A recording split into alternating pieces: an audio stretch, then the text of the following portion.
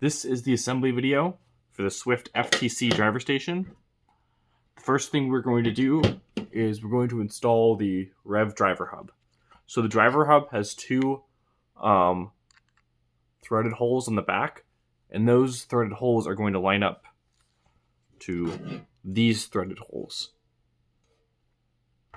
So in order to do this, what I'm going to do is take a Allen key and stick it through the back of the driver station. A little bit like that. And then I'm going to take the driver hub and stick the Allen key into the corresponding hole. And now the driver hub and the driver station are aligned. And I'm just going to hold it there. And then next, I'm going to take the black M3 socket screws provided and twist it in a little bit. And I'm going to take the other black M3 socket screw.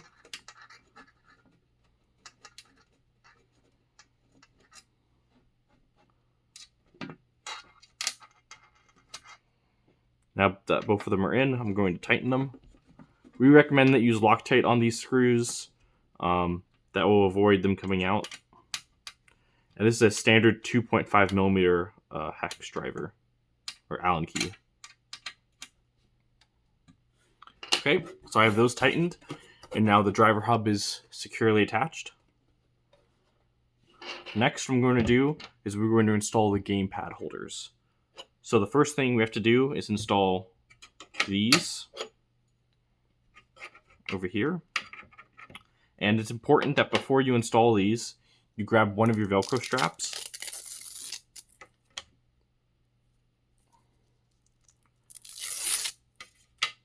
And we're going to put the Velcro strap under the gamepad holder.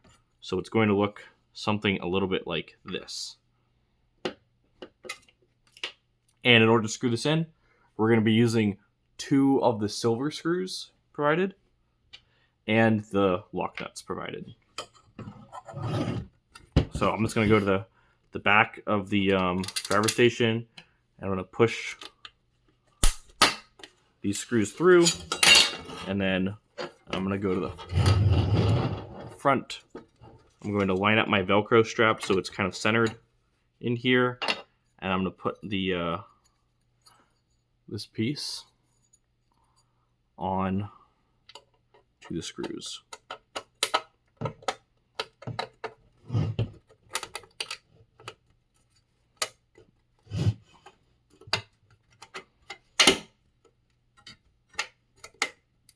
Okay, and now I'm just going to take my Allen key and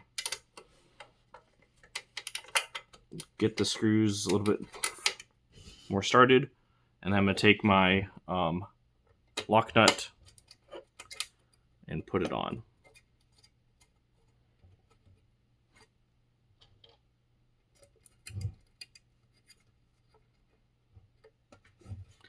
Next, what I'm going to do is take a standard 5.5 millimeter driver, and I'm going to tighten these two screws.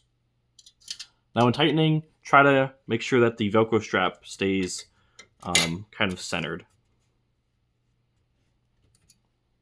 The Velcro strap will be used to hold the game pads.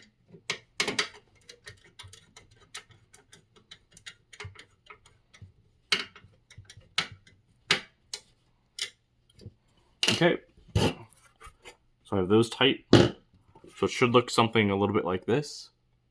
Now what I'm going to do next is copy this over to this side. I'm going to speed up the video.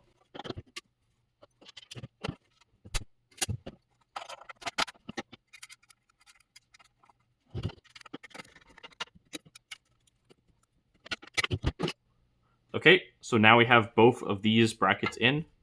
Next thing you want to do is you want to take your controllers.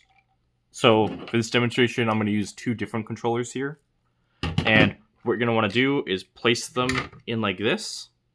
And you want to take your other metal bracket and you want to put it in like that. So it's a mostly secure hold, and you hold your metal bracket down and lift up your controller. And based on where the metal bracket lands, that's where you want to screw in. So I'm going to screw this one in right here. And it's the same process again. I'm going to use these 2 silver screws and screw it in from the back. So this works. The driver station is made to work with basically every controller. That's why there are slots in this, so you can tighten it at any location. And you only need 2 screws to get a secure hold.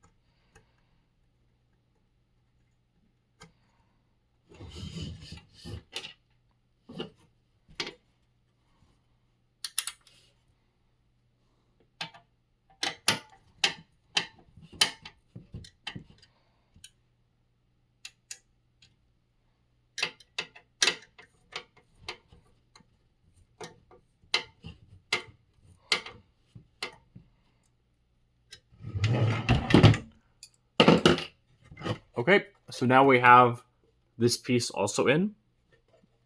So now, if you notice, when I put the controller in, it has a secure hold, and then I can put the Velcro strap in.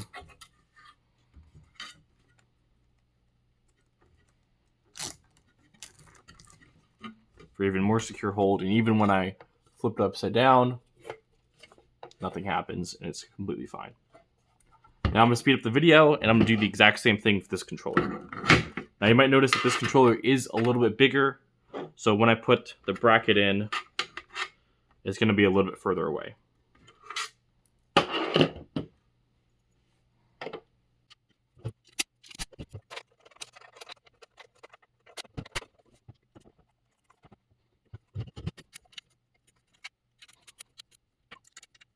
Okay, so now we have this second bracket in. So now I'm going to place the controller in. And when I tighten the Velcro strap, you'll see once again that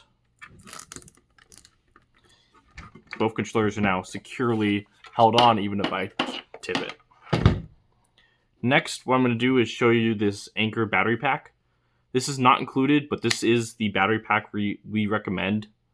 We found that it charges the driver hub pretty well, and it has the built-in cable, which we find is really nice. So before I put this in, I'm going to take my last 3 Velcro straps, and we're going to feed them through these slots. I'll also mention that other battery packs can work, but we have not had very high success with other battery packs charging the driver hub well. You really want a high power battery pack charger like this one. It's about $20 on Amazon.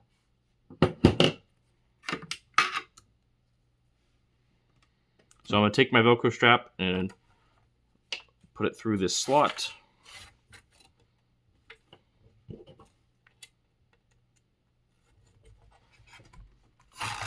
So I'm going to take my next one, and I'm going to skip one of the holes.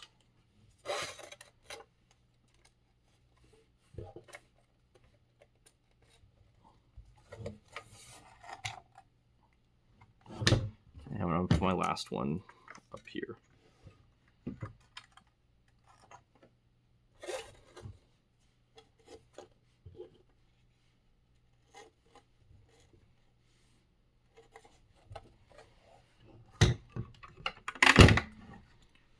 Okay, so now what I'm going to do is take my battery pack and slide it all the way to the bottom like this.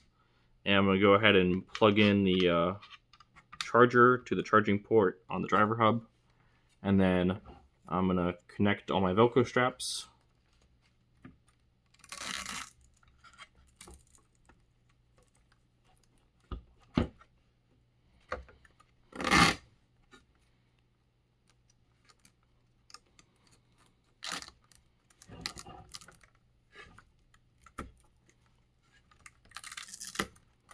And you want these Velcro straps to be decently tight. This top Velcro strap is going to prevent the battery from sliding up. So you want to put it like this. So now it has a pretty secure hold. For the excess straps, you can just feed it back into the slot. And it will come out the bottom. And you can just attach it there.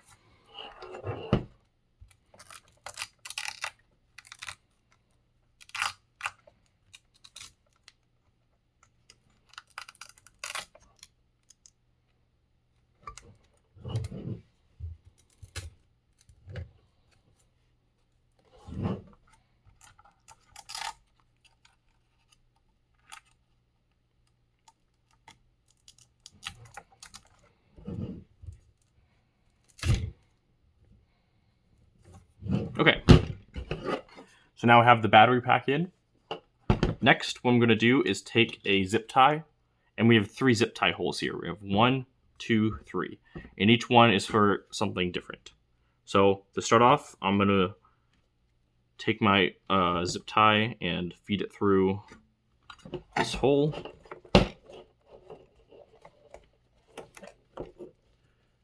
I'm going to feed it through the bottom of the driver station and then feed it back up.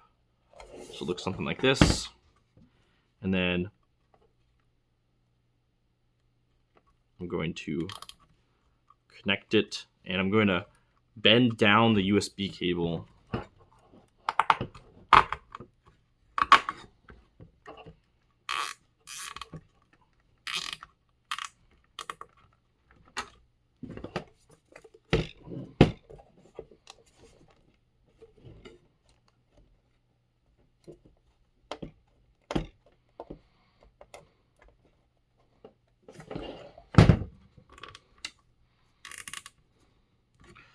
So it looks a little bit like this. So that will not allow the USB cable to remove itself from the driver hub. I'm going to take some snippers and cut off the zip tie. Next, I'm going to take this cable, and you can go to either USB port. Sometimes there's a USB port damaged on your driver hub. And I'll do a very similar thing with these 2 holes down here. I'm going to feed my zip tie through.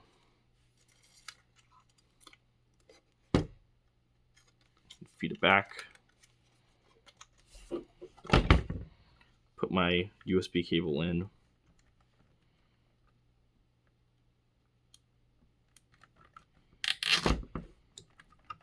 And for these USB cables, I'm going to give it a little bit of slack. So I'm just pushing it a little bit up.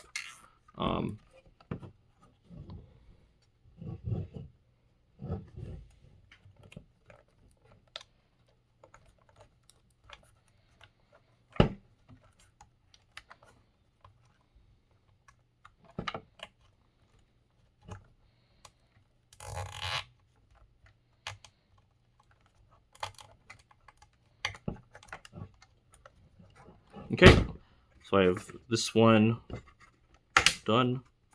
I'm just going to push it through a little bit to give me a little bit more slack. So it looks like this. And now lastly, I'm going to do the same thing on this one. This controller, I think, has one too many wraps around it, so I'm just going to unwrap it once.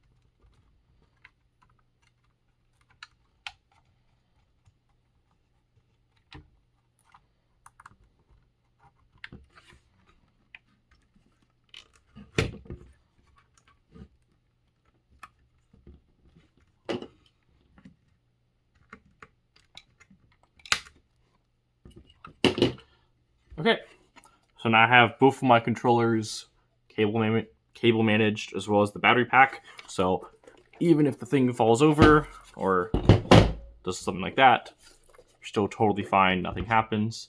The last feature of the driver station is that if you grab the pieces of Velcro from your SWYFT sign kits, and depending on how you lay this out, it could work a little bit differently. But right now I have Velcro on the back of my SWYFT sign kits. And what this allows you to do is that you can put your signs on like this. So in this example, you could have the blue signs on your driver station and your red robots signs on your robot. And then all you have to do is just grab these, put them on your robot when you need to change alliance colors. And yeah, that's it. Pretty simple assembly.